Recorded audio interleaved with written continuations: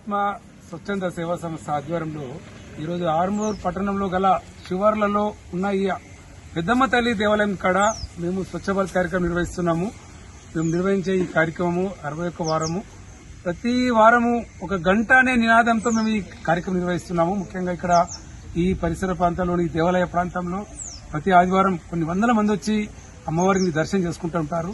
అందువల్ల ఈ పరిసర ప్రాంతాలన్నింటినీ శుభ్రం చేసి ఈ రోజు ఉన్న చెత్త చెదారం, పిచ్చి మొక్కలు, మరి ఎక్కడైతే ఈ కొన్ని ఉన్న కమిటీ అధ్యక్షులు, దేవాలయ అధ్యక్షులు మరియు కుల అధ్యక్షులు పెద్దలు గారు, వాళ్ళ మచ్చేందర్ గారు, అందరు సహసార సభ్యులందరం కలిసి కష్టపడి ఈ రోజు ఈ కార్యక్రమం నిర్వహించుకున్నాము.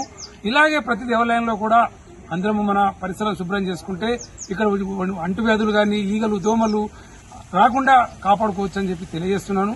మాకు సహకరించిన ఈ కమిటీ సభ్యులందరూ కూడా, మా సభ్యులకు కూడా పేరు పేరున ఆ పెద్దమ్మ తల్లి దయ వల్ల ధన్యవాదాలు తెలియజేస్తున్నాను.